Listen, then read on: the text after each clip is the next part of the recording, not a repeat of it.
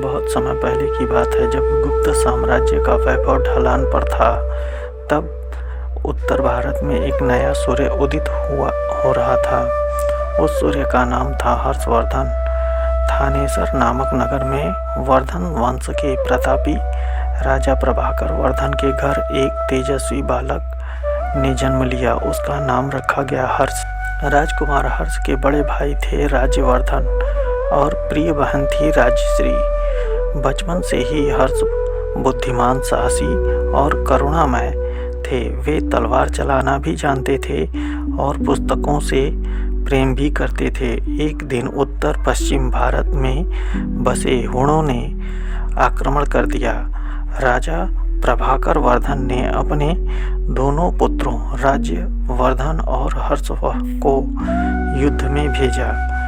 दोनों राजकुमारों ने वीरता से युद्ध किया, लेकिन तभी एक कष्टकारी समाचार आया। राजा प्रभाकर वर्धन गंभीर रूप से बीमार थे। हर्ष तुरंत लौटे। अपने पिता के अंतिम क्षणों में उन्होंने सुना, राजा वही महान होता है जो प्रजा की रक्षा करे और धर्म का पालन करे। इतना कहकर राजा प्रभाकर वर्धन सदा के लिए आंखें बंद कर लीं।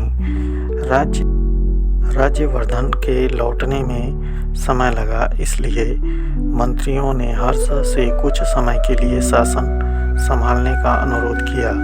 कुछ समय बाद राज्यवर्धन राजा बने, लेकिन उनका शासनकाल अल्पकालिक रहा। गौड़ बंगाल के शासक शशांक ने छल से उनकी हत्या कर दी। यह समाचार सुनकर हर्ष और राजश्री दोनों शोक में डूब गए। 606 ईस्वी में हर्षवर्धन का राज्याभिषेक हुआ और राज्य को एक सच्चे रक्षक की प्राप्ति हुई। यहीं से शुरू हुआ उत्तर भारत के गौरव का स्वर्णिम अध्याय। सम्राट हर्षवर्धन ने कन्नौज को अपनी राजधानी बनाया। उनके शासन में राज्य संगठित हुआ, शांति स्थापित हुई और संस्कृति फली फूली। लोग कहते हैं कि हर्ष की तलवार में वीरता है और हृदय में करुणा। हालांकि हर्ष बौद्ध धर्म से प्रभावित थे, लेकिन वे हिंदू, बौद्ध, जैन सभी धर्मों का समान आदर करते थे। सम्राट हर्षवर्धन स्वयं कवि थे, नाटककार थे और महान विद्वान थे। उनकी सभा में रहते थे बाणभट्ट, मयूर भट्ट, मातंग दिवाकर को समाज में नीचा माना जाता था, पर हर्ष कहते थे प्रतिभा का कोई जाति धर्म नहीं होता। हर्षवर्धन ने संस्कृत में कई सुंदर रचनाएं की।